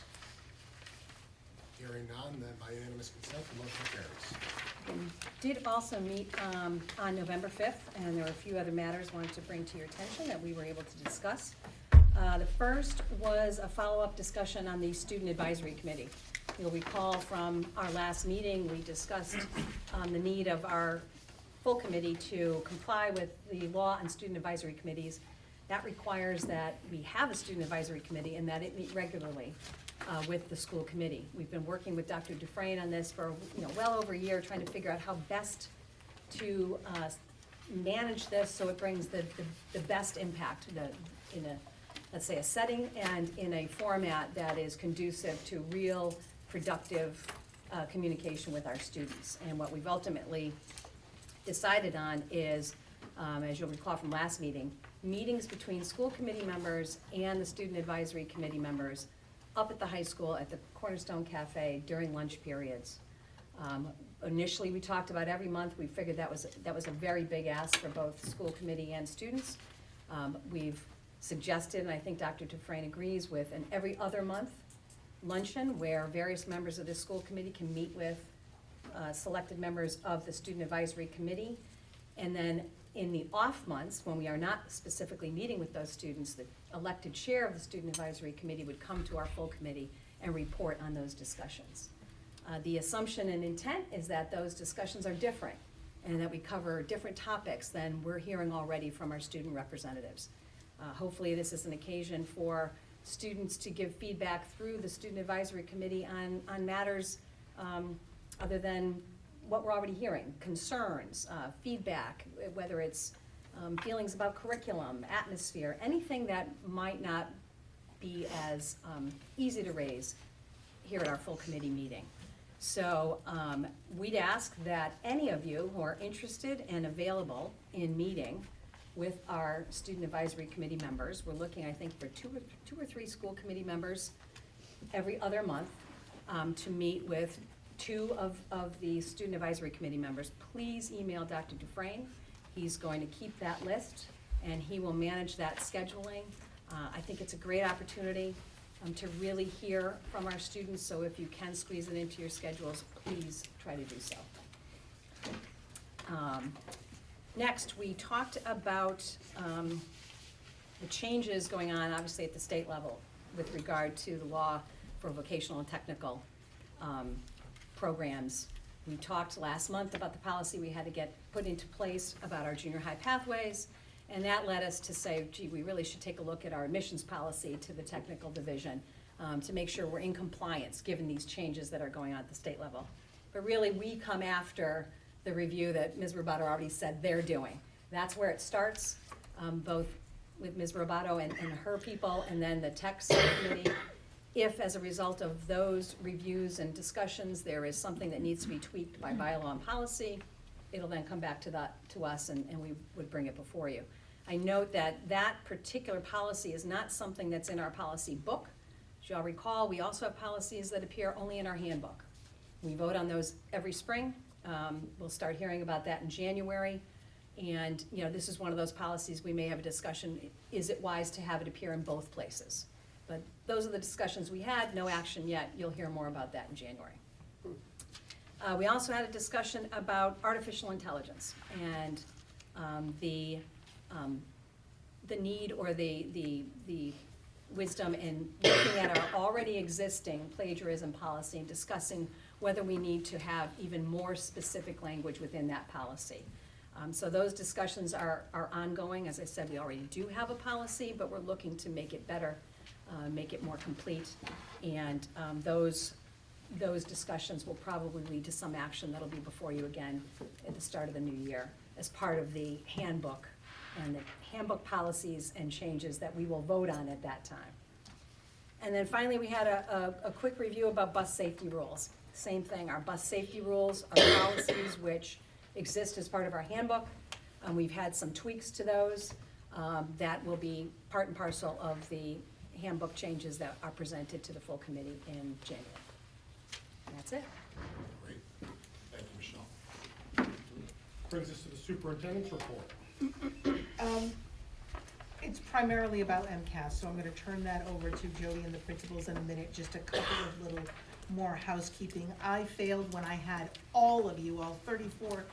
We have the annual Mass General Laws books that your organization, MASC, sends piles of, and again, someday if you could let them know that maybe they could just email you all the link. Because it is, I don't know what to tell you, but they're all here. Anyone who would like one for light reading, grab one from the pile in the box on the way out, and I will try and hunt down the Union 61. If there was ever a need for AI. Yes, it's just every year, so there's yours. Anyone else who wants them? Here's my app. There you Be a go. test on it next month. And other than that, just very quick housekeeping is the reminder that our December meeting has been traditionally and will again be at the high school. So we will start a little bit before, probably at 5:45, to have some holiday entertainment. I think it's a high school group this year. And then we'll be upstairs, you'll meet your superintendent scholars for the year, and, I've already warned Jamie that that's when we get a little treat for the school committee from the culinary arts department, so Soup she's is on the it. menu. She's on it. That's it for me, other than MCAS. Best meeting of the year. Folks, we'll give our attention to Assistant Superintendent Marossi. Thank you. Don't make me get the gavel. Yeah, the gallon. Wanted to make sure you could see the full color, which is why I turned the lights off in the center. So thank you. We'll be presenting the 2025 MCAS results for Tantasqua. This overview is intended to provide clarity for performance on achievement, growth, and areas of opportunity. So we'll walk through the district-wide results through the junior high first, the senior high, and then vocational. We'll begin with accountability results. If you notice that last year was the first year that we actually gave accountability results for the secondary, the high school. We had it for K to 8 years previous, and now the high school is on board with the accountability results with the elementaries now. So we'll start to see some trends over time for the high school. The accountability results on high level basically reflect how a school, in this case 3 schools, performed against annual targets. Now keep in mind that annual targets vary from junior high to senior high because of additional factors, and we'll look at those closer. This slide particularly shows a junior high accountability to the DESE ratings. The chart displays how our students are meeting against state goals. Those goals are set, we would certainly like to get those targets ahead of time, but often we don't get them just for a blanket statement here. We should be getting them between November and January. We often don't get them between January and March. So with the tests actually being taken in March. So we're at a disadvantage, but ultimately we do know groups of students that we can target and all different variations of the marginalized groups. What this chart displays is how our students are meeting those goals. It shows results for all students as a whole, as you can see for all students, and it shows how our lowest performing group, which is our 25% of students group, that allows us to look at our marginalized groups and our subgroups. Each indicator is rated from 0 to 4, where 4 means we exceeded the school's set target.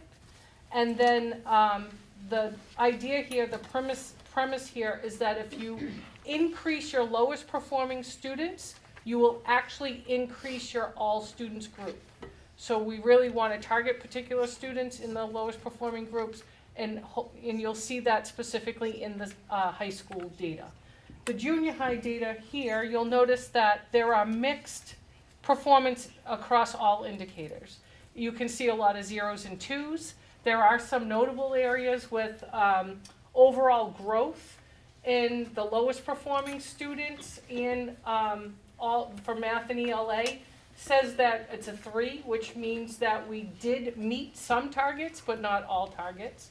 Overall, we got 3 points out of the total 8 points. That's a highlight because it says ultimately if growth increases, then achievement should too.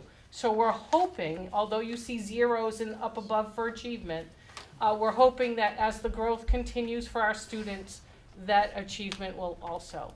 And that's indicative in math and science for achievement. ELA had some pretty good, they met their target, which is good. That's a highlight on this chart, but ultimately we have a lot of work to do at the junior high because overall the junior high has made limited progress towards their targets. Joey, just a quick question. Could we just point out, maybe Greg and Dr. Dufresne, and if he can help, but where we agree with the targets, right? Like, cause I mean, these are targets, everything seems to be based on these targets, but I imagine that our experts have our own opinions about where the targets should be. And just, I don't know if you guys have any feedback in terms of like, where the targets were compared to what you guys think the targets should be. It's based on a formula. So unfortunately, that formula is so complex that, and ultimately the DESE says that we need to obtain, I don't have them here, but in the elementary schools, we did show those particular targets. I will say, as we move further in the slides, once we hit an achievement level close to 500, it's extremely difficult to continue to improve. I'm not saying that is the case at the junior high, but it is absolutely the case in 10th grade, and it was the case at some elementary schools. The minute you hit that target, it's exceptionally hard to raise achievement. So we focus on subgroups, we focus on continually trying to raise the floor to the ceiling and hope that at someday we're gonna meet those targets. But, I mean, it's a good question. I don't know that we've actually deciphered, to be honest, oh, does this really align with what we need to do? Unfortunately, we say, no, this is what we have to do, so what do we put in place to achieve it, right? So it's not very good backwards design by design itself, so. But that's a great question. For the senior high, it's very different. It's the same chart. A lowest performing student group versus the all student group, you're going to see here a great deal of 4s, as in the fact, again, this is their second year, so compared to last year, these achievement, growth, and additional indicators for high school achievement and in attendance, you see 4s, right? Which means that they did better than the target set for them, and then some.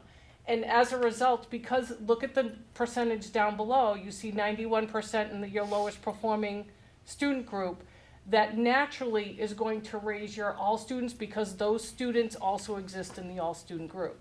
So even 51%, or I believe that's 51%, 55% down below, that shows that we really want a target of like 70. That would be a great percentage here. That's what we're looking for. But ultimately, because if the lowest performing students continue to exceed their targets, naturally the all student will too. And now for vocational, so overall achievement for the high school is moderate progress towards their goals. Now we're back to vocational. There's some highlights here. Meeting targets in chronic absenteeism is good, both low performing, but overall achievement is not, it's declining in fact, but the growth in mathematics growth shows that it's at least improved overall. That's that's how points are generated for accountability. Any questions with?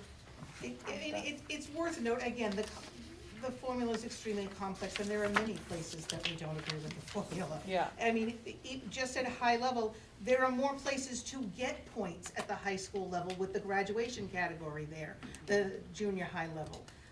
If you'll all remember, the junior high level here are actually across the district where we struggled the most last year with absenteeism, with chronic absenteeism, and we put a lot in place throughout the year, bringing on the Saturday schools, bringing on a number of things that have been successful at the high school that we're moving down to the junior high. I don't know that we had a chance to really feel the impact of those programs last year, so we continue with them this year. But middle school, as I talk to my peers too, that middle school group seems to be the hardest to get a hold of the absenteeism, chronic absenteeism. The elementary, we got a little more control. They get to the middle, they have different issues. They have transition issues, puberty takes over, and that is a population that is really struggling. But I think we've got good things in place to help with that. But those points right there hit the junior high. Yeah, and we are looking at practices and protocols to inform parents. And we'll note that this is the 7th and 8th grade group is really one of the last groups that actually get truncated in their foundational skills. We can't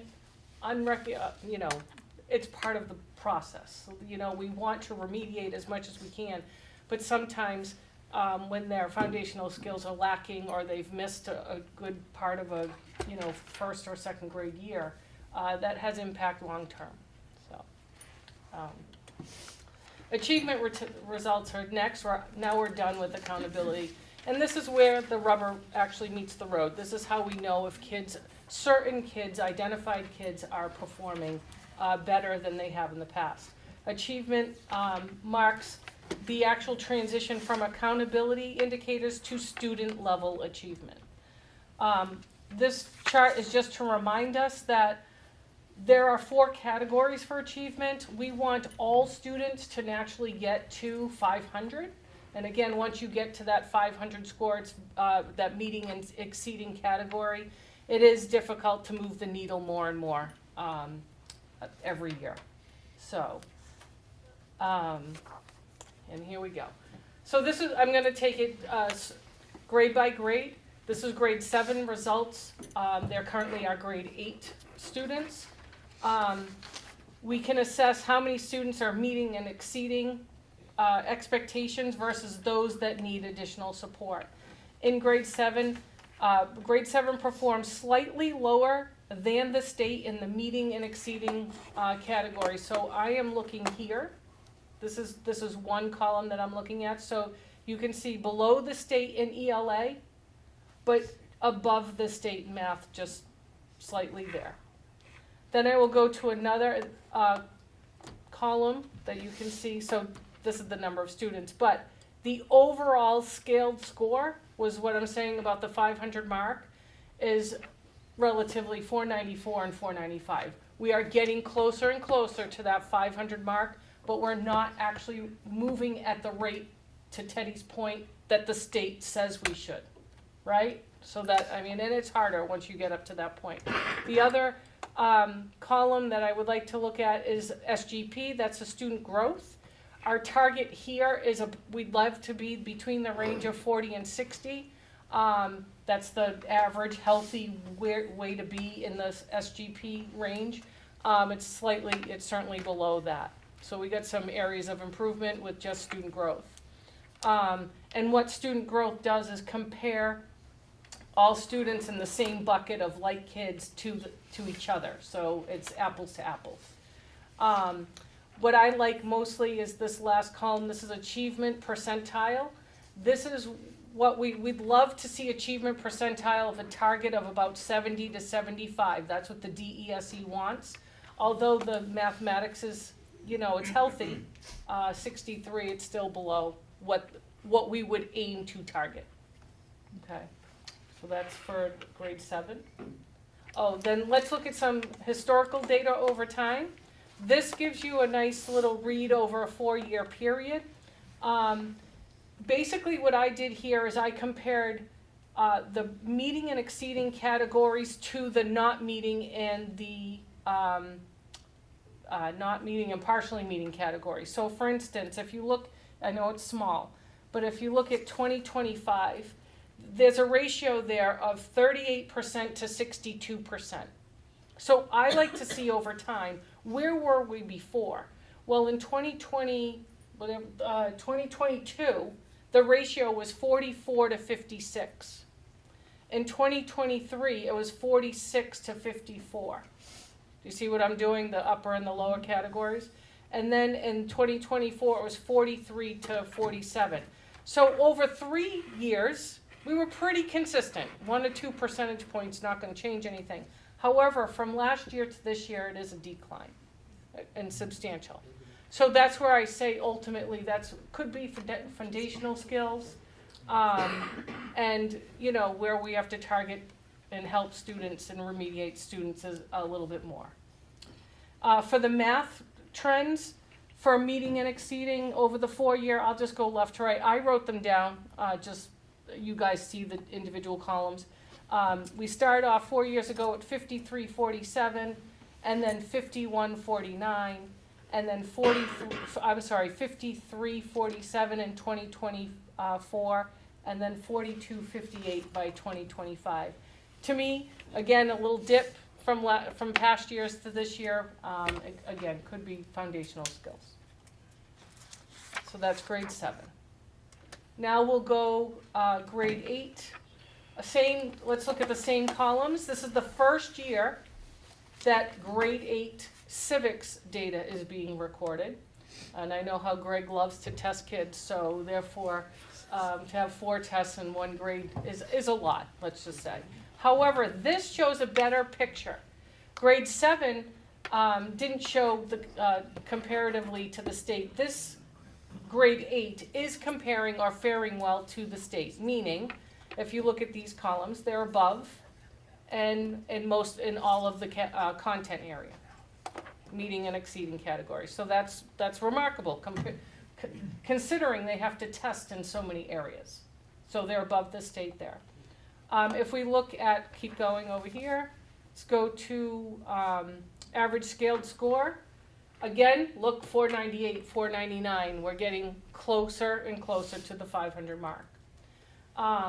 When you go to the average SGPs, there are none in science and technology because it's not a 2-year span of testing yet. I don't know. This year, Greg, you're going to have a second year of civics in grade 8 as well. Mm-hmm. So we'll get SGP for civics next year, but not for science because it's not done in 7th grade. So actually, you won't get SGP either for either score because it's not tested in 7th grade. That's the reason. SGP has to be a 2-year testing cycle. So that will remain. So 42 is healthy. It's not as high as we could have it, but it's healthy.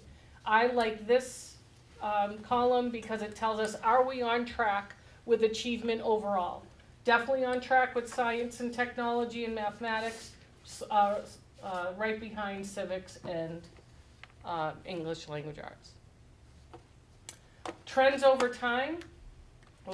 Trends over time. We're very consistent in ELA and math. There's not a lot of shifting between the upper categories and the lower categories.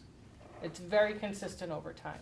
And just some data, like meeting and exceeding 4 years ago was 47%. This year it's 49.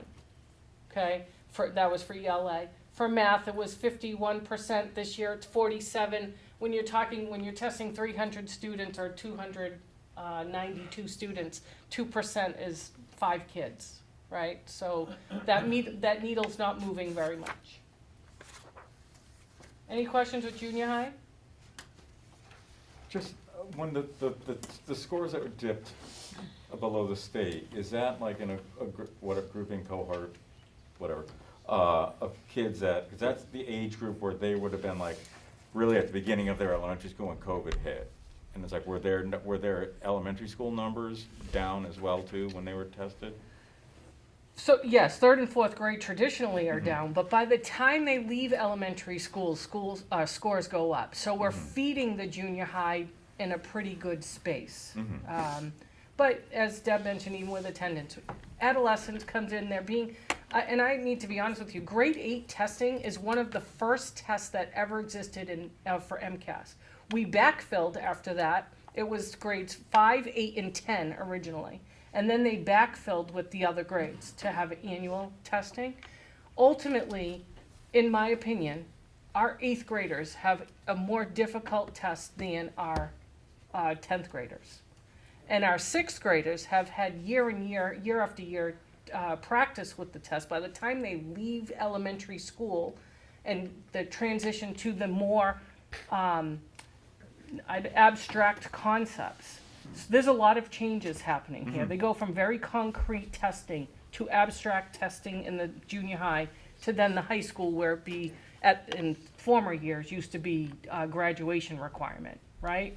So, I mean, as you get older, the stakes in the game get more relevant to me as a student. You know, I was just thinking about like they would have been at the very beginning of their foundational when COVID hit. Oh, these 7th and 8th graders, yes. So it's just like, is that just a trend? Like, is this we're going to start seeing a trend of like there was a bigger impact than we thought during the time we haven't. And we saw the data coming through differently than we've seen in the past.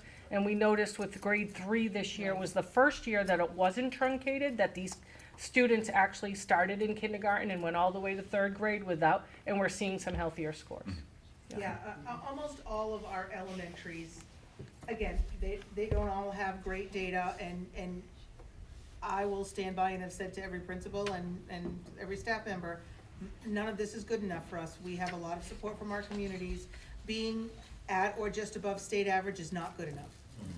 But consistently at the elementary level, when we saw some struggles in grades 4, 5, or 6, I think all of them have the diamond in the rough was at 3rd grade. It's finally, because that is the first class that doesn't have the baggage, quite frankly. So we'll look at that and say, that's really where we know how we're doing in watching them progress. And the other thing that I look very much at, sure, I look at our numbers on meeting and exceeding. I always want us above state and are very unhappy when we're either at or below, because that's just not acceptable. We want to remember also, this one here is beautiful, is in addition to the meeting and exceeding, we can't forget to look at the not meeting and exceeding, because our job is to get all the kids out of there. It's actually not to have everyone way at the top, but it's to get everyone off of that bottom. So, for example, here, our numbers are very low compared to the state average of not meeting, which is great. Yeah. But those are things that I keep taking a look at as we go through all of these. Yeah, Deb's referring to this category. Okay, this is high school academic side, grade 10. We 71%, 74%, and 60% in the meeting and exceeding categories are very healthy. The target, again, is above 70, would be really good. And as Deb mentioned, the lower category, compared to the state, is much better. So then the SGPs, we're in the 50s. Again, a healthy range is 40 to 60, so it's closer to the upper end. And our achievement percentile is very good for the content areas. Yes, so now we look at trending data over time. In 2022, meeting and exceeding category was 71. The ratio was 71 to 29. And this year it's the same thing, 71 to 29. So, and it was pretty consistent through the other 2 years. That's for ELA. And for math, it started 71-29 in 2022, and last year was 74-26 for math. And then vocational, you can see lower than the state in achievement, low growth here, and then low achievement percentage, except for in mathematics. A nice 60%. Trending over time for the vocational school, my numbers show very consistent for ELA and an increase in math from the start at 38% to 46, 8 percentage points in the 4 years. Any questions with achievement? Okay, this is the easy one because growth, again, if we want to see increased growth scores to get increased achievement scores. And these charts simply show where the grade levels are in comparison to the state. So it puts growth and achievement on the same plane.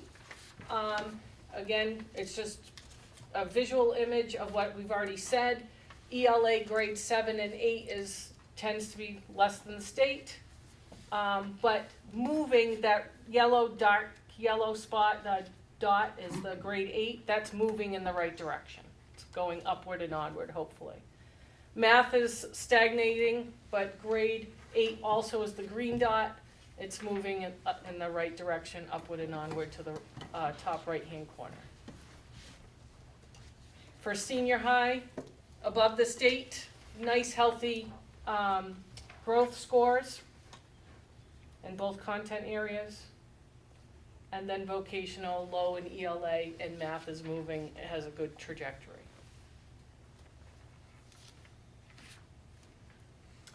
I will turn improvement opportunities over to the principals to talk about some areas that they will work on this year. We'll start with Greg, because we usually do. So, I mean, I can come at you with my pre-planned list of excuses, but the reality is we have a lot of work to do. But I'm confident that last year's scores are not a reflection of anything we did poorly. I would take my staff and what we did last year just like any other year. Our kids, I mean, it's probably an excuse, but they were told that MCAS didn't count anymore. They didn't care. It was a joke. They didn't prep for it as much. It was just wasn't taken same. Deb mentioned chronic absenteeism. We were making actually huge gains on that. But part of the DESE formula is medically placed kids don't get exempt from that. So we had a number of kids with mental health issues who were placed out, and some of them were placed out the entire year. And so that's 180 sick days that DESE doesn't write off as, doesn't accept as medically excused. So kids in medical placements hurt our chronic absenteeism by the end of the year because it all adds up. So that was really the issue. We actually made huge gains on the attendance side, and we're actually making good progress right now this current year. We have taken a stronger stance probably than usual on MCAS. It's under the microscope more than probably all my 8 years here. I'm making up an arbitrary number, but upwards in the 75 to 80 percentile of my staff have put some sort of writing goal in their student learning goal for their SMART goals this year. There's a real focus on and some targeted instruction around kind of going back to the basics. We have more teachers having people write again with their hands. They don't know how to do that, and so it's reteaching basic skills. I think I'm confident you'll see scores go up as years go by. One of the things Jody mentioned, if you look back to the 2024 data, our math scores are averaging around a 503, so it's hard to go up, like she said, when you get kids to that level. You're only, and so for us, we're kind of joking that it's easy to go up with the scores right now. If you look at the standards again, break down the data within the data on the nitty-gritty level, our standards base were higher than the state in almost every single standard. It doesn't reflect the same in the scores, so we're making good progress. My people, it comes back to the junior high level. It's hard enough to get their apathy out of them right now. It's different than it used to be, but that's why a lot of our things you see in the school committee reports are trying to build up the culture and the climate, trying to get kids to enjoy coming back to school again. And the COVID thing, I think, is at this point, we're getting close to just being an excuse in the background, so we're just trying to move forward with focusing on writing. Vocabulary is a big one, and then some of my staff in the ELA department will tell you that vocabulary across the board consistently is the driving force of all the scores going up. And so we found that the math scores that were impacted were a lot of the reading, a lot of the written responses where we fell. So that reflects less on the math skills as much as do they know what the question was asking. So we're taking a deeper dive this year into what that reflects than probably in my 8 years at least. How do you get them to take that test seriously now? At my level, it's hard. Yeah. Because at their level, until recent legislation, at their level, they can always hold over that it mattered to graduation. And I know it still does in this district tool, in that formula that, I don't know how you did, but you guys concocted, but it's tough at this age. It's right here. I thought you said you'd be here. I do.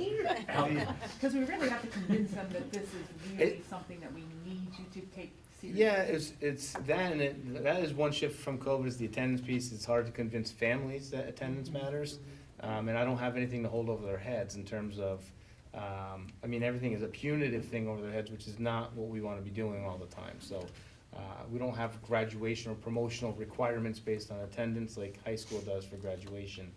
So that's a difficult piece. Again, we're making great strides there, but it's hard at the junior high level. That's the least of their concerns in spring, especially in 8th grade.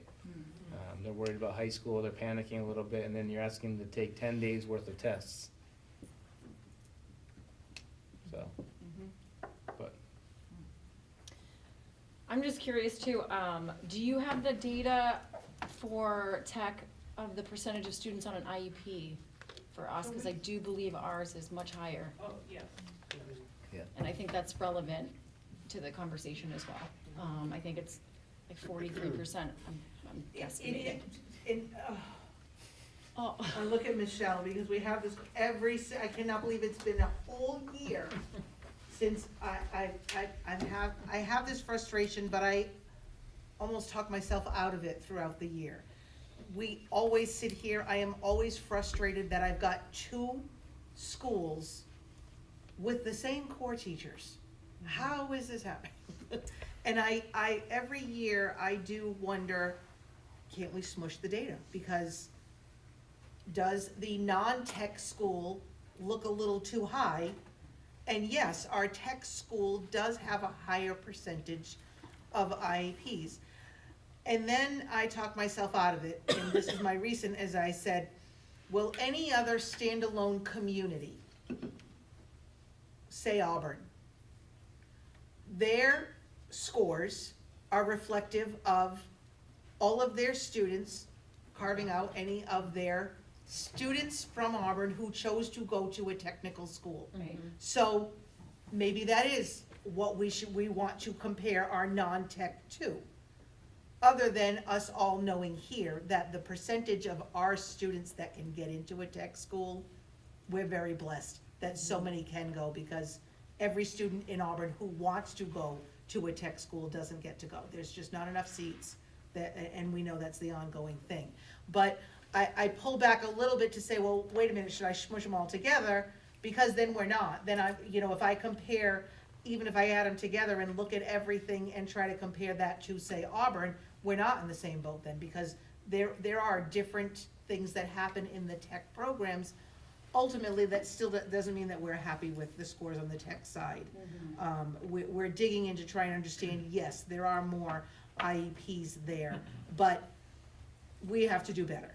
Yeah, I mean, I It think is the there's same a- staff teaching those math classes Right. and those English classes, so we've gotta dig into And what are we missing. I think a lot of them, maybe not a lot, a percentage of them, they're in tech because they avoid and shy away from more challenging academia, right? So they're apprehensive to take those tests.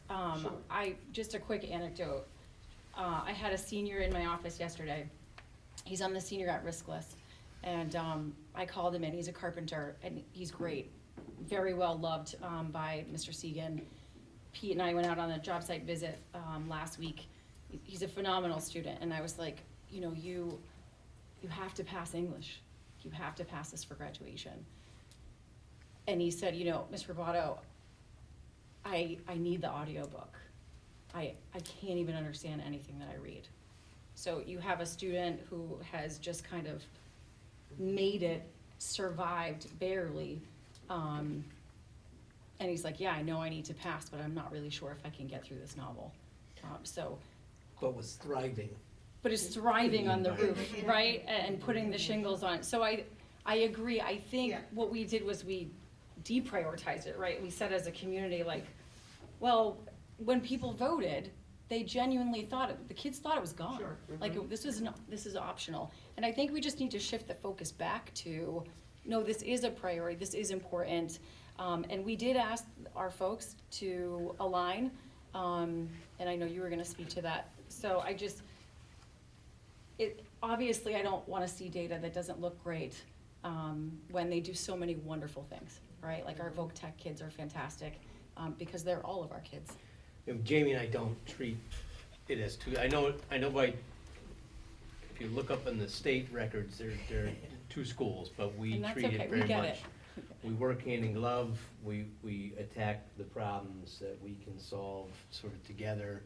And like, I know I alluded to it already, but the working relationship is already bearing fruit.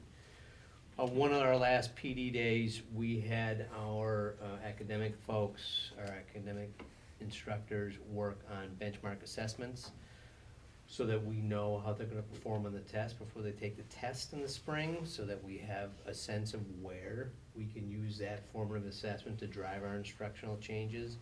And in the tech area, Jamie and the tech teachers worked on identifying areas, specific lessons within their curriculum where there are opportunities you cannot tell me that electricians and carpenters and allied health students are, and I hope the business tech students are doing math constantly. And then where can we add resources in? I don't necessarily expect, not that they can't, but, you know, if we can add some academic folks and start to blend the two schools so that we can lend some support from academic to tech and from tech to academic, there are crosswalks both ways where we can support each other a little better. It may take some schedule changes. I'm just planting a seed there for someday. It may take some other resources that we have in-house, but we're pretty proud of the work that the teachers do, and we don't disaggregate. We do disaggregate the data, but those tech students are in academic classes all the time, and so it's not a fair. I mean, I don't mind having the good scores, but it's not fair necessarily to cherry pick our data. How does our tech school data compare to other tech schools? That, Like, we were what talking was about that it? today. I have not looked at that. We were just talking about. Well, I think there's a difference, right? So if you look at your chapter 74 voc tech schools versus your comprehensive with technical programs, we will likely, I'm guessing, compare to the comprehensive high schools with chapter 74 programs.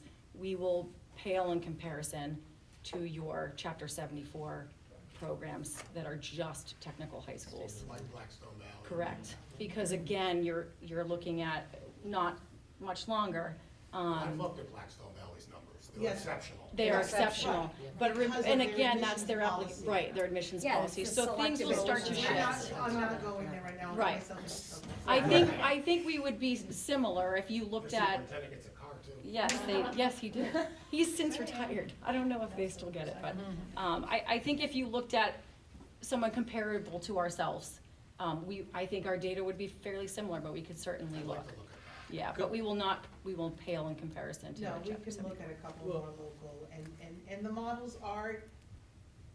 models for an all technical school is different and I'd argue probably a little better for focusing for academics. They're a week of shop Yes, and a week of academics. yes. We have this, I mean, I love that we can run two schools in one building, but man, it's tough and it's got a lot of shortcomings. So we don't necessarily serve them the way we would if we were only doing one or the other. There's trade-offs. Yeah. Well, Yep. could we take a step back too so I think as a Commonwealth, we voted this because it is really a test and a measurement that's only geared to a certain type of learner, right? And I think that we see that with the tech students, but I think we should be looking at something that's more comprehensive as our region, you know, how do we measure, and obviously I don't know any of those answers, but you guys probably do. Like, how do we measure this so we're looking at it more holistically? Like, we're looking at all the different types of learners, like the kid who can learn if you can listen to an audiobook and get all the concepts from that's gonna get you a long way in life, and it doesn't necessarily mean that ELA test, you know, is indicative of where that person's gonna go. So I guess my question would be, could we come up with something that is more holistic, that isn't so focused on this test? Like I would actually say, let's not double down on this test again, just because our scores weren't where they were. Let's focus on how do we do this, how do we assess these kids? So I don't know if that's feasible. No, well, and in all fairness, DESE has been, they know that even the MCAS needs to, I mean, I'm a supporter in some kind of consistent measurement. Right. Because I would like to pretend that all districts are supposed to be teaching the same, so let's measure and make sure we're all doing some core. But there's a whole lot of conversation in the areas that there need to be about performance assessments. It doesn't need to be only these fill in the dots or take the electronic. Performance assessments are where we need to go as an industry, and there's a lot more talk on that. There's a lot more collaboratives actually filling some performance assessment banks. So I do think that even DESE will change how it assesses. It will not be the same in a few years. But also, the assessment was never supposed to be about the child. It's supposed to be about the district. So we've got our staff to understand, our staff needs to understand that we do need to do these, we do need to encourage our kids to take them, respectfully take them, so we can measure where we're at and help improve as a district. Sure, last year, I'm sure there was a whole lot of parent and staff that said, that doesn't matter anymore. It does, as a measure for how we're doing, and then go from there. But even at the district level, right? Yeah. We need to be thinking more holistically, so we're Yep. measuring these kids accurately, Yeah. so we Yeah. can see where we need to improve in a Yeah, realistic way. and we do have those conversations Yeah. going on, yeah. Because that gentleman he could take a test, no problem, but just not on paper. Right. You're not really showing Well, what he his can't abilities are. read, right, right. But he's hearing it, He's and maybe hearing if you it. verbally took a test with him, he'd pass that test, no problem. There are accommodations built into Yeah. IEPs. Yeah. He's But not that- on a plan. But is that not even considered in the MCAS testing? So Like, they're he's on not it? even on a plan. So he's actually an out-of-district chapter 74 student that's a senior. So one thing that we did talk about, Pete, right, was considering an AccuPlacer for students in English and math that would more accurately place them in coming ninth. So that maybe they're not in the wrong math class for an entire semester before we move them. So we thought that that could be one, just rough conversation, but that was one thing that we spoke about. Yeah, because if they don't learn the foundations, they're not gonna go anywhere the rest of the 4 Right. years. that And if they're we here. don't accurately place them. Yeah, particularly the hard sciences, Right, right? right. I mean, if you judge a fish by its ability to climb a tree, you're gonna be disappointed, but it doesn't mean that we can't get, you know, that information out of them. We'd like to place them a little better. Yep. We would like to make sure we've got the right supports, and, it's bad assessment. I mean, the MCAS is, I mean, if you look at it, it's just bad assessment. Reg actually has the hardest test. If you base it on the difficulty of the 8th grade test versus the difficulty of the 10th grade test, they're almost the same level of difficulty, except for I have 2.5 years and a lot more maturity with my students. Someone from Pearson told me that, who developed the test. So I almost made this report, I was saying it one day, I almost made my MCAS report. We send kids to Harvard and MIT almost every year. We put 150 students out in the workplace every year with certificates worth earning. Could we improve? Absolutely, right? We ask the kids to get better, we need to get better, but, So, one last junior high comment, and then we beat this one for now, but we're not done talking about it. I forget, we keep forgetting to remind folks, when you look at the state averages for this school, the school here, it's in the same bucket as all the elementaries. So when they're looking at like schools and buckets, it's all schools that have a K through, it's anything not high school. So, law of averages and the stats just don't work when you put a school that is only 7th and 8th grade in the same bucket as schools that have grades 3 through 6. So that is gonna, I think, always water down a little bit of, the state averages are gonna look a little higher than I think it would if you looked at all 7th and 8th grade. But, again, I'm not about the excuses, because everything that we've just said, yes, and is the same for every other district in the state. And it's not okay for us to be hovering at state average, no matter how much we hate the tests, we've got to at least know that it's measuring the same thing every place.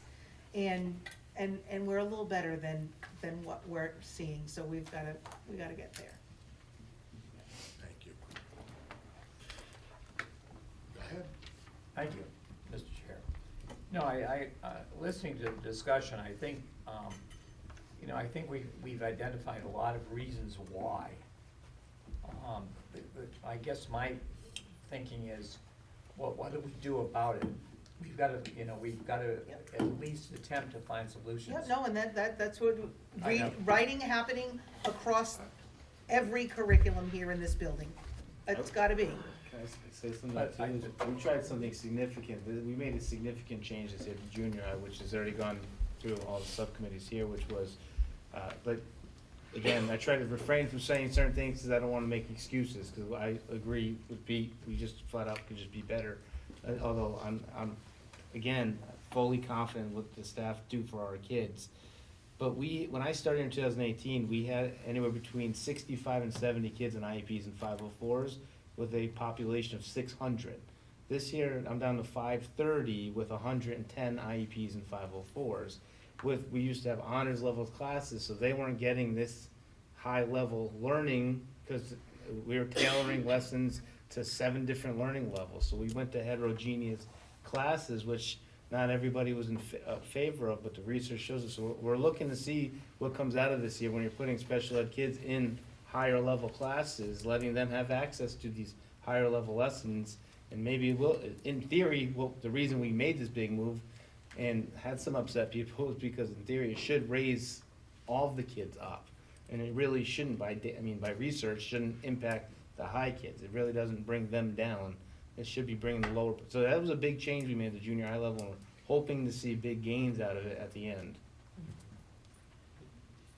I think where we're headed is, maybe we should hear a little bit more in our meetings about the progress we're making or what we think we're making in terms of trying to resolve some of these issues. You know, I think that's one of our responsibilities as a committee, and certainly in terms of for the kids and for the residents of the communities. All right. Thank you very much. We have one item under communications, which is included, a statement from Mars. Yeah, that's just in there, I printed as FYI, and I'm not even sure who's on that distribution list anymore, but it's a little lengthy, but it does a pretty decent job of explaining the plight of the rural schools and how the funding works and what's broken, so I put it in there as an FYI. Again, hoping that the rural push has enough steam behind it to help us. That's it. No new business, public access? Oh, I got a lot to say, but I'll just be quiet. Because I could add a lot to that conversation. Happy Thanksgiving to you. Open forum. I'll entertain a motion for adjournment. Mrs. Alden, seconded by Mrs. Green. All those in favor of the motion will say aye. Aye. Happy Thanksgiving. Have a great one, we'll see you across the street in December.